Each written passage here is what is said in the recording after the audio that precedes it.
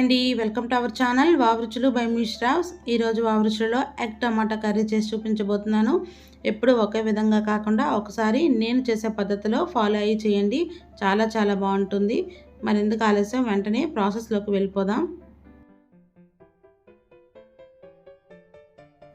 ముందుగా stove on చేసుకొని కడాయి పెట్టుకోవాలి. కడాయిలో 3 టేబుల్ స్పూన్ వరకు ఆయిల్ వేసుకోవాలి. ఆయిల్ కొంచెం వేడెక్కిన తర్వాత పావు టేబుల్ స్పూన్ వరకు పసుపుని యాడ్ చేసుకోవాలి. నేను 8 ఎగ్స్తో కర్రీ చేసి చూపిస్తున్నాను. ఈ ఎగ్స్ని బాయిల్ చేసి హాఫ్కి కట్ చేసుకున్నాను. ఇలా కట్ చేసుకున్న ఈ ఎగ్స్ని మీడియం ఫ్లేమ్లో ఒకవైపు ముందుగా అన్నీ ప్లేస్ చేస్తూ వేయించుకోవాలి. దీనికి మూత పెట్టి ఒక 2 నిమిషాల పాటు కుక్ చేసుకుందాం.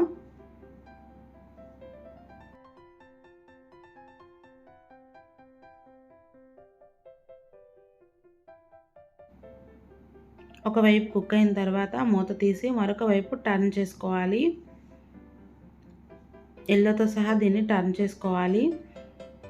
ఇలా రెండు వైపులా కుక్ చేసుకోవాలి.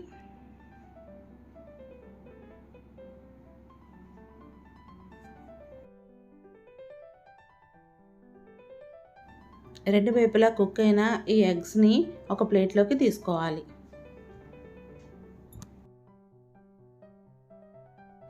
ఇప్పుడు ఇదే ఆయిల్లో పావు టేబుల్ స్పూన్ వరకు జీలకర్రని యాడ్ చేసుకోవాలి.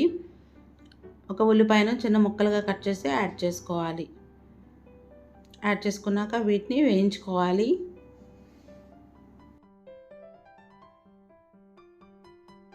దీనిలోకి 4 పచ్చిమిర్చీలను నిలువుగా కట్ చేసి యాడ్ చేసుకోవాలి. ఉల్లిపాయలు తొందరగా మగ్గడం కోసం పావు టేబుల్ స్పూన్ వరకు సాల్ట్ని యాడ్ చేసుకోవాలి. సాల్ట్ని యాడ్ చేసుకొని మొత్తాన్ని ఒకసారి బాగా కలుపుకోవాలి. ఉల్లిపాయలు కొంచెం మగ్గిన తర్వాత 1 టేబుల్ స్పూన్ వరకు అల్లం వెల్లుల్లిని దంచి దీనిలోకి యాడ్ చేసుకోవాలి.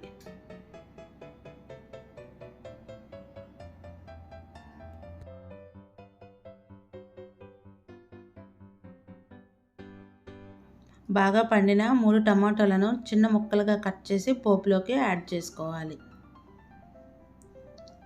యాడ్ చేసుకున్నాక మొత్తాన్ని మరొకసారి బాగా కలుపుకోవాలి. ఫ్లేమ్ని మీడియంలో ఉంచుకుంటూ కుక్ చేసుకోవాలి.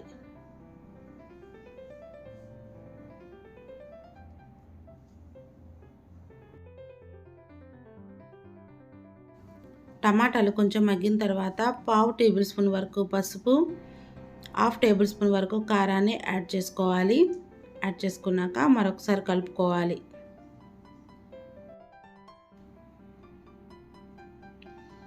ఇప్పుడు దీనిలోకి పావు టేబుల్ స్పూన్ వరకు ధనియాల పొడిని యాడ్ చేసుకోవాలి.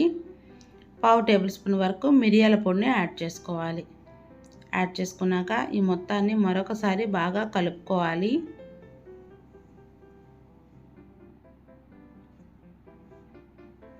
కలుపుకున్నాక మనకి గ్రేవీ కన్సిస్టెన్సీని బట్టి కొంచెం వాటర్ని యాడ్ చేసుకోవాలి.